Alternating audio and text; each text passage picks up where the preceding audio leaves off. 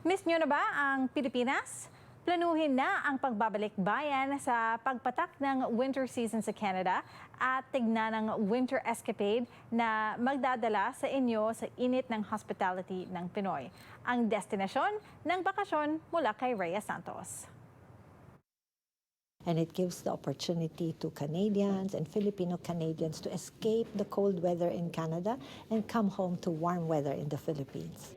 Panahon na naman para paghandaan ng winter escapade, hatid ng Embahada ng mga Konsulado ng Pilipinas sa Canada sa pakikipagtulungan ng Tourism Department ng Pilipinas. Kasama ang kilalang tour operator sa Pilipinas na Raja Tour Philippines, ang tema ng 9th edition ng winter escapade sa 2025, True North Goes North. Ang gusto nating ibida ay ang ganda ng Pilipinas at mas lalo na ang ganda ng Ilocos Region, Region 1. Kaya tayo ay pupunta sa Ilocos Norte, Ilocos Sur, La Union at kahit Pangasinan ay mapupuntahan din natin.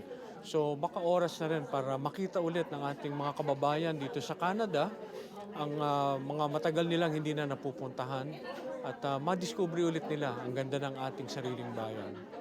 10 araw na bakasyon mula February 9 hanggang 18, laman ng inilabas na tour packages para sa mga nais bumisita o magbalik sa Pilipinas. It's a curated tour, no? So structured siya, lahat yan nakaplanado, kumbaga pupunta ka na lang, sisipot ka na lang. And then everything is already prepared for you from the time that you wake up to the time that you sleep. Arranged na ang mga meals mo, arranged na yung mga pupuntahan mo, yung pati pag-shopping nyo, nakaayos lahat.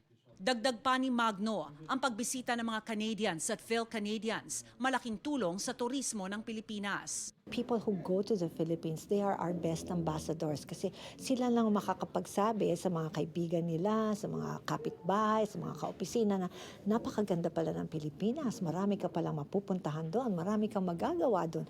So, we have to bring people there para more people will tell other people about our country. Mga tanawin na wala rin dito sa Canada at siyempre yung ating hospitality at pumunta po tayo sa Pilipinas, sumali po tayo sa winter escapade, makita po natin ang ating sariling bayan ulit at kami po ay masayang maghihintay sa inyo pagdating ninyo.